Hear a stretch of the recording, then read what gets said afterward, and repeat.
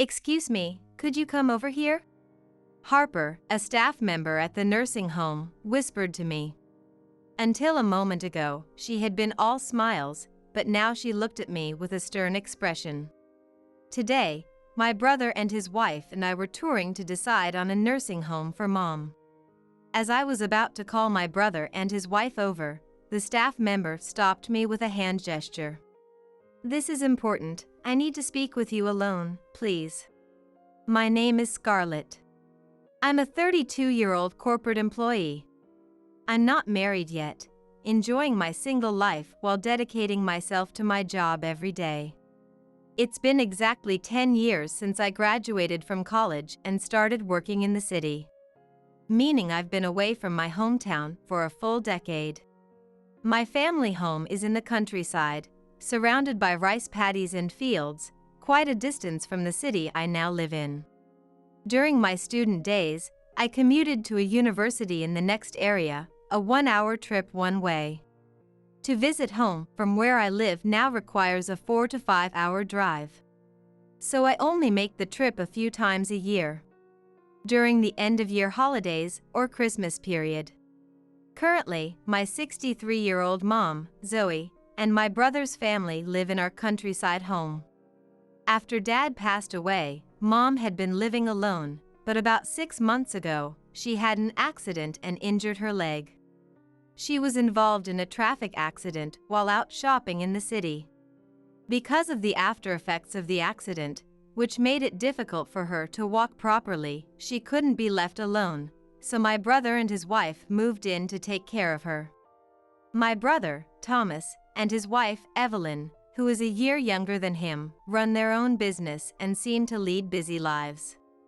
They've converted part of their house into Evelyn's office, making it easier to care for Mom since they're always home. My brother, who had his share of troubles in the past, reassured me, saying, "Leave Mom's care to us. I wish I could help, but since I can't visit often, I've had to leave everything to them. Occasionally, I call Mom to catch up, but that's about the extent of our interaction." Hello? Mom? Yeah, just got off work. You've worked hard. Actually, there's something. What's up? What happened? When I called Mom after getting home, she hesitated as if there's something difficult she wants to say. After a pause filled with silence, I can hear my brother's voice on the other end of the phone, seemingly calling for Mom. Sorry, it's nothing. Take care, all right? Mom hurriedly ended the call. We barely had a conversation. I felt she was in a rush, but wondered if something had happened. That day, I was only mildly curious about Mom. Then, about 2 weeks later, after a tiring day at work, I received a sudden call from my brother on my mobile phone. I don't usually communicate much with my brother, who is 4 years older than me. Part of it is because we're both busy with work, but more than that, I've always found my brother difficult to deal with. Every time I talk to him, I can't help but feel intimidated because of his history of problems. I was surprised to receive a call from him, but it might have been for some urgent matter. When I answered the phone, my brother spoke in a tone more reminiscent of a business transaction than a conversation between siblings. Actually, Mom has developed dementia. We can't take care of her anymore, so we've decided to place her in a facility. Evelyn and I are too busy with work, so we need you to look for a place. Wait, Thomas! My brother quickly finished stating his business and hung up without waiting for my response. Mom has dementia? He definitely said that. There were no signs of it the last time we spoke. I was a bit upset that my brother unilaterally decided I should look for a facility, but I couldn't refuse when it came to Mom.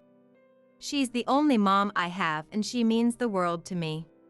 Luckily, I have a 3-day weekend starting the day after tomorrow. I decided to use this break to go back to the countryside. Driving from early in the morning, I arrived at my family home around noon 2 days later. My brother and his family seemed to be at work, leaving only Mom at home. "Mom, I'm home." "It's been a while, hasn't it?" Mom, who was sitting in the living room chair, turned her eyes towards me, but her expression was vacant. She stared at me blankly for a while, but then seemed to snap back to reality and smiled. "Oh, it really has been a long time." "Welcome back, Isabella." "Huh? I'm Scarlet." "Oh? Was that so?" "I'm pretty sure Isabella is my aunt's name." Mom seems to recognize me as her daughter but seems to have forgotten my name. Trying to continue the conversation only yielded vague responses, a far cry from the mom I had talked to on the phone before. Rather than being confused, I felt saddened. But I couldn't just wallow in sadness. I sat down next to Mom and explained the situation about moving into a facility. I wasn't sure if explaining was the right thing to do, but I couldn't just take her to an unfamiliar place and tell her this is where she'll be living from now on. Mom listened quietly, nodding along to my story. "So, it seems I've been a burden to you all." Mom seemed to understand about moving into a facility, and voiced her thoughts in a disheartened tone, accepting the situation without any objection. Seeing how frail Mom had become pained my heart, but I then started looking for nearby facilities using the internet and narrowed down a few options. However, when I made direct calls, almost all of them had no vacancies. There was only one that seemed like it could take her in immediately. After explaining our situation to the director of that place, he was very receptive. He asked us to come in for a visit, so I decided to take Mom there the next day. The following morning, along with my brother and his wife, I drove Mom to the facility I had contacted the day before. It seems my brother and Evelyn had taken half a day off. Yet, they didn't seem to hide their reluctance, perhaps thinking Mom wouldn't understand anything, even before we arrived at the facility. Upon arrival, we received a brief introduction from the director I had spoken with over the phone. He was a kind-looking middle-aged man who had prepared a wheelchair for Mom, who has difficulty walking, and was waiting for our arrival. He answered our questions attentively, leaving a very good impression. Then, 2 female staff members took us on a tour of the facility. Mom seemed restless during the tour. She might be nervous, being in a new place for the first time. I pushed Mom's wheelchair while calling out to her a few times. When a staff member told us we were about to visit the room where Mom would actually live, I excused myself saying, "Excuse me, I need to use the restroom." "Please go ahead." "Mom, I'll be back in a bit. Thomas can push the wheelchair for me." "Isabella! Isabella!" Suddenly, Mom started shouting after I had finished speaking. Just like yesterday, calling out for Isabella. She kept calling my aunt's name. You there, Isabella! Come here for a moment." Mom gestured towards one of the female staff who was helping guide us. She looked a bit younger than me. When she introduced herself earlier, she had said her name was Harper. "What's the matter?" Harper approached and bent down to listen, and then Mom started banging on the push handles of the wheelchair. My brother and his wife looked on at Mom with an exasperated expression. "Leave her to me," Harper said with a smile. I thanked her and stepped away for a moment. Harper seemed like a nice person. I felt comfortable entrusting Mom to someone like her. Feeling reassured yet simultaneously filled with a sense of loneliness, I finished up in the restroom and stepped out into the corridor. Then, as if waiting for me, a staff member grabbed my arm. "What?" I exclaimed in surprise, and the figure of Harper, whom I had just asked to look after Mom, came into view. "What's wrong?" "There's something important I need to discuss." "This way." Harper, looking unusually hurried, released my hand and started leading me somewhere. Confused, but sensing the urgency in Harper's eyes, I decided to quietly follow her. "Please keep this confidential from other family members," Harper said, turning back midway as if sharing a secret. After I gave a non-committal response, she stopped in front of a door. "Please, come in." Harper opened the sliding door for me, and I entered the room first.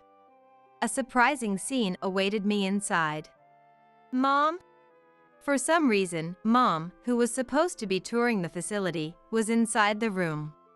She was sitting in a wheelchair, facing a table. Across the table sat the facility's director, who was silent with a grave expression. Mom turned to me with a face that looked like she was about to cry. "What's going on here?" As I approached Harper, who had closed the door and come inside, she suggested, "Please, take a seat first," indicating the empty chair next to Mom. Trying to calm my racing heart, I sat down, and Harper took the seat next to the director. "Scarlett, I'm sorry." As she peered into my face, Mom uttered an apology. "Mom? You recognize me?" "Of course I do. You're my precious daughter. Thank you for coming all the way back here." There was Mom, with a sad yet memorable expression on her face. I felt like crying. But what does this mean? Mom was responding too coherently for someone with dementia. I looked to the director and Harper for an explanation. Both looked pained, but eventually, the director said, Please call the police immediately. "Police? Why?" The sudden request to call the police made no sense to me. To calm my confusion, Harper began to speak. "Please, listen calmly. The truth is, Zoe hasn't developed dementia at all." She began to explain in a heavy tone. It turns out Mom hadn't developed dementia at all. I learned that Mom had been suffering terribly at the hands of my brother and his wife, unbeknownst to me. But, unable to seek help due to her mobility issues, she pretended to have dementia. She thought my brother and Evelyn would surely place her in a facility where she could seek help. Even under strict surveillance, since a medical examination is required for admission, she intended to seek help from a hospital or a doctor. Before I went to the restroom, Mom had called Harper over not just for assistance with her wheelchair, but to secretly confide the abuse she was enduring. Taking advantage of a moment when my brother and his wife weren't paying attention, Mom whispered to Harper. Surprised, Harper quickly separated them by saying she wanted a private consultation with Mom. Then, hiding Mom in this room and examining her, Harper found bruises and swelling from beatings, which she reported to the director. That's why they called me back from the restroom. The revelation was so shocking, I felt dizzy. I didn't have the courage to look at Mom's injuries. Before I knew it, tears were spilling from my eyes.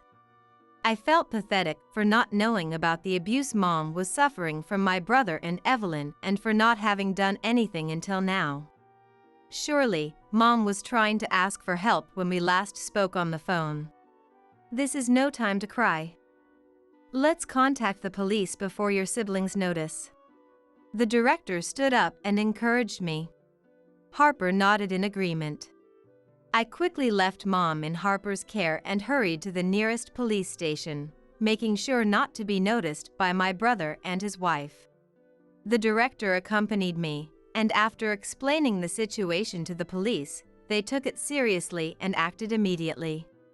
We returned to the facility with 2 officers, first heading to the room where Mom was waiting. The officers listened to Mom's story and confirmed several injuries on her arms and back that appeared to be from assault. Then, they detained my brother and his wife, who were unaware and still touring the facility, for questioning. When my brother and Evelyn were brought into the room where Mom, the facility staff, and I were waiting, they were shocked at the sight. The questioning of the 2 began in a corner of the room, and I quietly watched. Mom was trembling. It was clear she had been through a lot of fear. The police show up out of nowhere, and you're saying we've been horrible to Mom? Just because she's injured, how does it come to this? That's right. Maybe she fell at home because of her bad leg? My brother and Evelyn maintained their innocence, insisting they had nothing to do with it. Is there any proof we did it? Mom's story can't be trusted, right? She's senile, she's probably just making it up. It's not made up. Mom, who had been silent and looking down, spoke up firmly. My brother, who had been smugly smiling, looked at Mom in surprise. Everything I said earlier is true.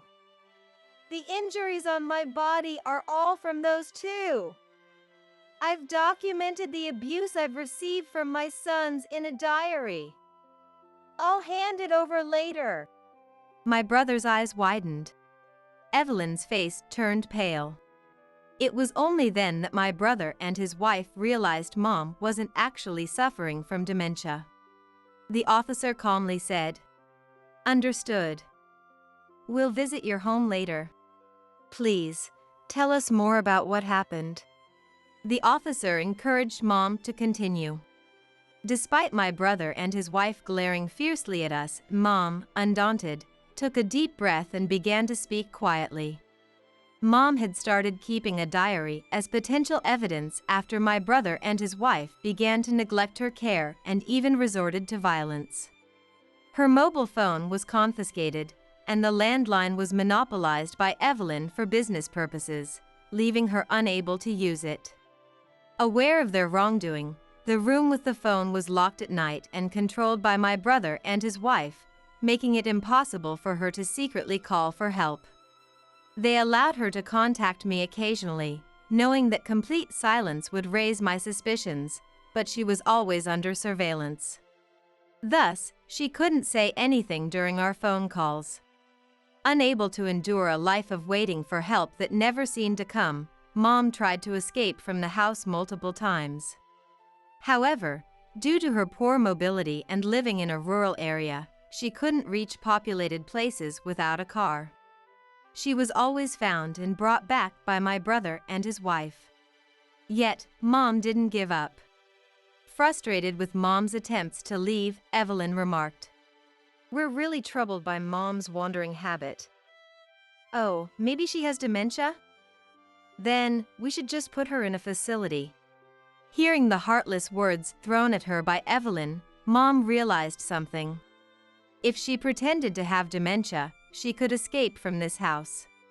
So, Mom began to act ambiguously, forgetting people's names and showing signs of dementia. My brother and his wife quickly decided to place Mom in a facility but disliked dealing with the paperwork and costs, so they informed me. They intended for me to find a facility and accompany them on visits, planning to push all payment responsibilities onto me. These were the plans discussed in front of Mom, who was pretending to have dementia. Thomas, Evelyn, how could you? I couldn't hold back and interjected. Thomas, you haven't changed at all. You said you'd take care of Mom, but that was a lie, wasn't it? Shut up, damn it, move. My brother, apparently overcome with anger, shoved one of the police officers. It seemed like he was trying to escape, but another officer quickly apprehended him. He was then arrested on the spot for obstructing official duty. The police intended to further question Evelyn, and both were taken away by the officers. Damn it, damn it. We were so close. You'll be sorry for this, you old hag. My brother yelled as he was led away. I gently covered Mom's ears. To her, my brother was still her son. Later that afternoon, several officers arrived at our family home. A search of the house revealed evidence of neglect and abuse, and I could only hang my head in dismay. It was revealed that Mom's mobility issues were orchestrated by my brother and his wife, who paid an employee to cause a traffic accident. This fact came to light, leading to charges of assault and battery against my brother and Evelyn. Further investigation uncovered that Evelyn, driven by greed, had persuaded my brother. after discovering Mom had substantial savings. These were the inheritance left by our deceased father, which remained with Mom. Evelyn, along with my brother, had been plotting to inherit the estate as soon as possible. It was found that my brother, facing financial ruin and mounting debts, quickly agreed to Evelyn's plan. He told the police, "Mom always favored my sister." However, he had been causing trouble since childhood, with Mom cleaning up after him. I had believed he had matured and was taking good care of Mom. I had heard that he cherished Mom and was taking great care of her. His true nature hadn't changed. So, I think he had no qualms about causing an accident to target Mom for money, assaulting her, or showering her with verbal abuse. I can't see myself forgiving my brother and Evelyn in the future. Subsequently, my brother's company went bankrupt. After being thoroughly exposed for their misdeeds during the investigation, it was decided that my brother and Evelyn would be jailed. The maliciousness of my brother's actions was extreme, leading to the revocation of his inheritance rights from Mom. Seemingly, they had planned to inherit after serving time for just assault, believing they would inherit once Mom passed away. Learning in jail that they had lost their inheritance rights, my brother and Evelyn became unhinged. They became apathetic, likely facing a bleak future even upon release. Mom and I intend to cut ties with them. Since their arrest, Mom had been crying daily over being betrayed by her son but has recently begun to calm down. Naturally, the plan for her to enter a facility was cancelled. I still keep in regular contact with Harper, who played a significant role in helping me and even encouraged me to report the situation. Harper was awarded a commendation by the police for creating the opportunity to save Mom. Currently, I live with Mom. Unable to leave Mom alone at the family home, I suggested we live together and moved to the city. The apartment I originally lived in was too small, so we moved to a larger one suitable for the two of us. "Mom, you're feeling good. Let's go for a walk." "That sounds nice. My legs feel good today. Maybe I should try walking a bit." "Yeah, but don't overdo it." On weekends, we enjoy walks and nice meals together. We've decided to live peacefully, just the two of us. Thank you, Scarlett. I never imagined how happy hearing my name from Mom would make me. My name is Elizabeth. This year, I turned 25. I've had a dog since I was little. Her name is Lucy, a girl Chihuahua. We were always together. When eating, when playing, even when I felt down, she was by my side. She's an important part of my family. However, when I became independent, we had to part ways for a while. Life without Lucy felt emptier, and I struggled to find motivation. That's when I met my husband, Donald. We hit it off as we talked more. Eventually, he proposed. Now, we live a happy married life. But besides my husband and me, there's another member of our family living together. That's Lucy. Now, Lucy, my husband, and I live together. Lucy, being a Chihuahua, was on the larger side for a female. Lucy is now elderly, so she no longer goes for walks every day, but my parents, who are also elderly, find it increasingly difficult to carry out daily activities. So, after getting married, when my husband and I were moving, I asked for a pet-friendly apartment to live with Lucy. I've mentioned having a dog since I was little, right? I'm thinking of bringing her from my parents' house. They're getting older and finding it hard to take care of her. Would it be okay to keep her in our home? Why not? She's like family, having been with you since you were young. We must take care of our family, and I like dogs, so she's more than welcome.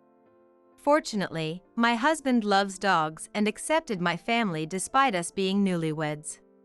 I was relieved to have such an understanding husband, but after moving in, Lucy didn't seem to warm up to him. She wasn't shy, but I guess dogs have their preferences with people too. Maybe my husband just wasn't her type. While soothing my husband, who wanted to be friends with Lucy, I spent some quiet time with her.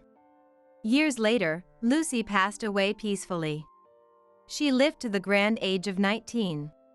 I knew mourning too much wouldn't please Lucy, as she had lived a full life, but the sadness of losing a family member who had been with me since childhood was immense. Yet, I managed to gather my spirits to give her a proper farewell. We had decided with my parents that if anything happened to Lucy, we would send her off at a pet cemetery, so I called them. The cemetery staff said, "We can come to pick up Lucy at your convenience." Wanting to spend one last night with her, I asked them to come the following morning. I brought a pillow and blanket next to where Lucy was sleeping and lay down beside her. Memories of our time together flashed through my mind, and I cried so much that I couldn't sleep. I wished the morning of our farewell would never come. Despite my thoughts, I fell asleep, and when I woke up, it was already morning. Rubbing my swollen eyes from crying, I looked beside me, but Lucy was nowhere to be found. I jumped up and searched the entire house, but she wasn't in her bed or the living room.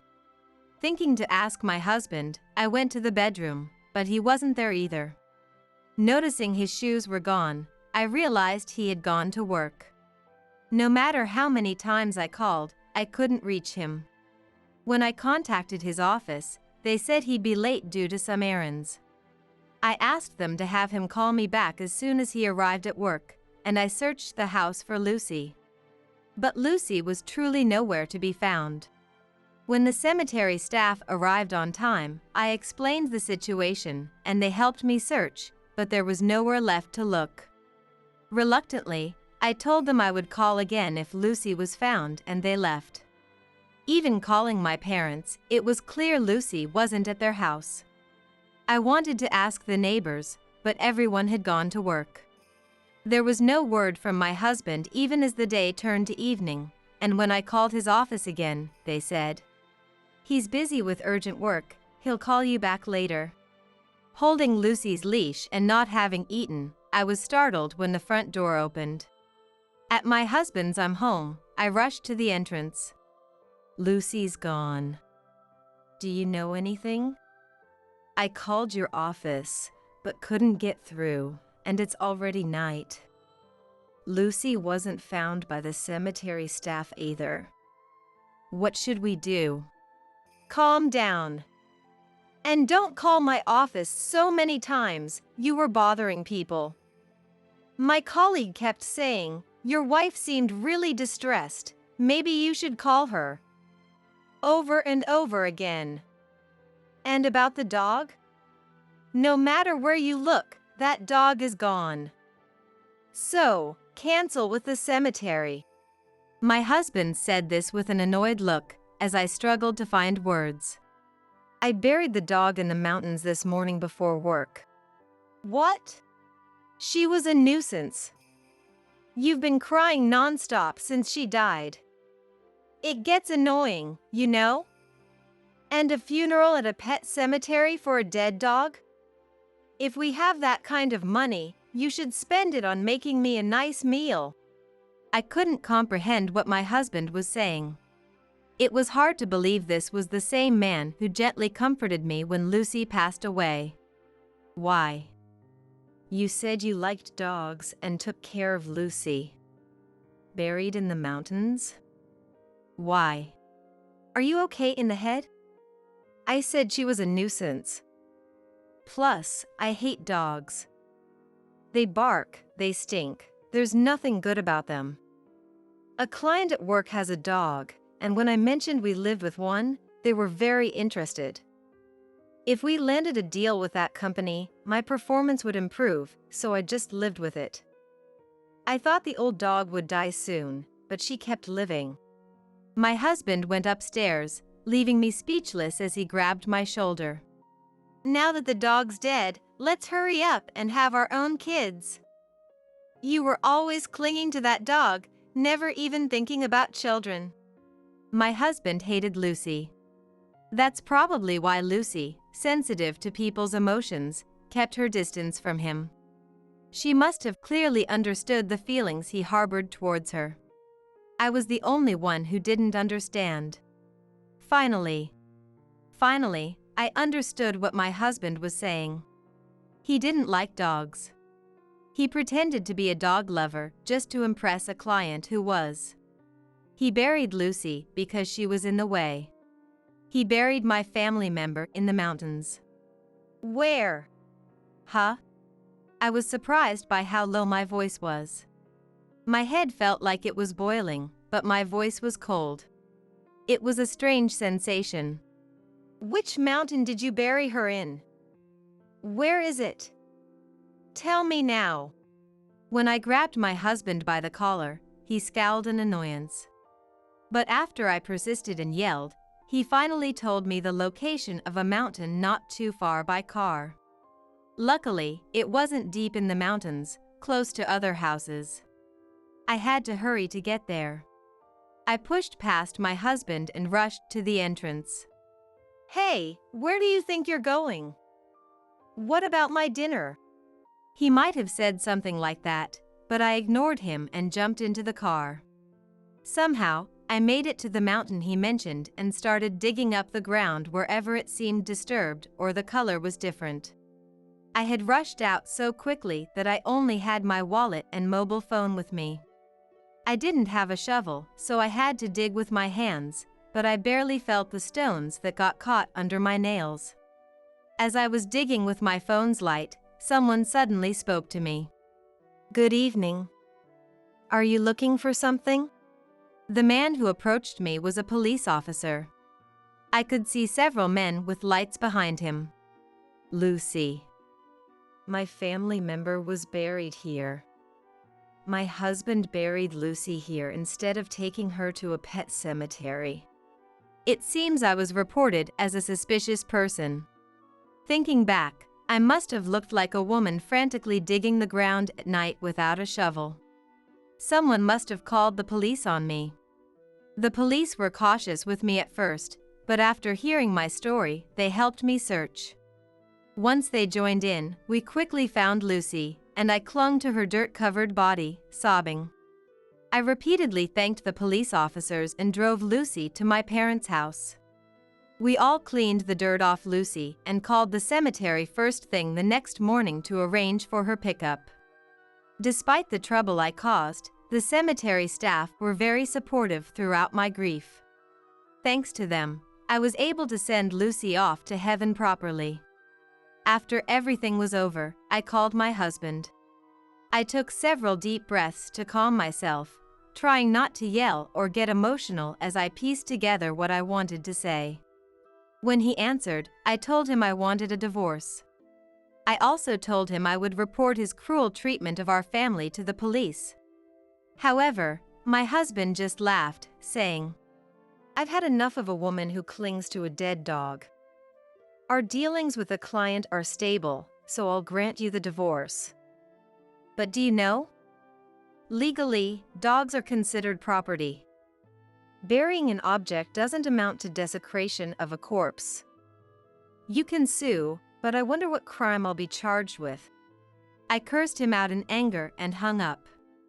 Afterward, I wanted to bring him down somehow, but there were no law firms specializing in pet issues nearby. While searching online for a lawyer, my husband contacted me again within 3 days. I have a favor to ask. I don't care. The signed divorce papers arrived. I'm filing them and we're getting divorced. Calm down. I need you to wait on the divorce. I'm in trouble. He rambled on without listening to me. Apparently, the client, who was a dog lover, suddenly terminated their contract after somehow learning that my husband had buried Lucy in the mountains. They said they couldn't trust someone who would do such a terrible thing and canceled the contract. Naturally, my husband's performance was nullified, and losing a major client made his boss and the company president furious. Moreover, given the reason, he was now being given the cold shoulder at work. Hearing my husband explain his situation in a tearful voice, I felt nothing but anger. I'll send the divorce papers and come to pick up my stuff. Once I return the spare keys, I'll never come back, so do whatever you want with what's left in the house. Wait. Did you hear me? If you divorce me now, it'll only make my situation worse. Come to the company with me. Explain to my boss it was all a misunderstanding. Then, to the client. Shut up. What misunderstanding? Just go to hell. I hung up on my husband and blocked his number. Then, waiting for him to go to work, I packed up my things and immediately went back to my parents' house.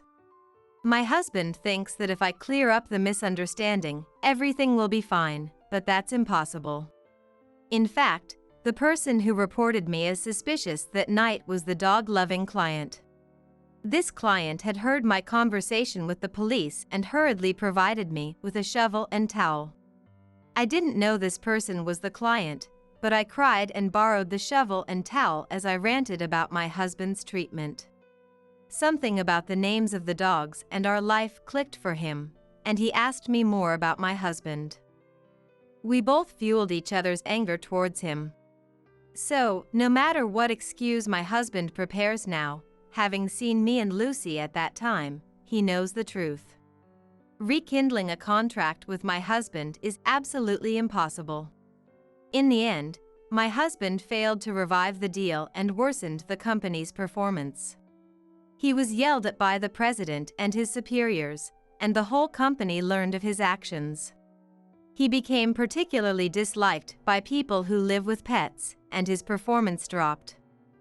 Nobody wanted to be near him, resulting in complete isolation. Still, my husband believes that if he can win me over, his position and deals in the company can be restored. Despite being divorced and now a stranger, he came to my parents' house, unilaterally demanding we remarry. Please, I'm begging you. I have no one but you now. My colleagues and superiors won't deal with me anymore. I'm completely avoided now. Look, I'm suffering this much. If you were my wife, you'd help me. I managed to not get fired since I buried the dog off duty, but I'm at my limit. When I talk to my colleagues, they just brush me off. No more invitations for drinks from my boss. At drinking parties I join, I'm treated as if I'm not there. I'm at my limit. Help me. No, I don't know you. I'm not your wife anymore. Just disappear. I'll call the police. Realizing that being reported to the police under his current circumstances would worsen his situation, my husband fled.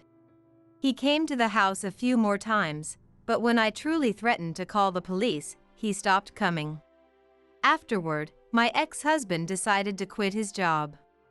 Unable to bear the atmosphere at work, despite it being his own fault.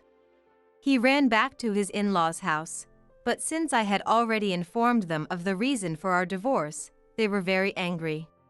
Knowing he hadn't apologized to me or taken responsibility, they were even angrier and forced him to make an apology call to me and to pay some compensation. All right, I'll pay the compensation. Once I've paid it off, come back.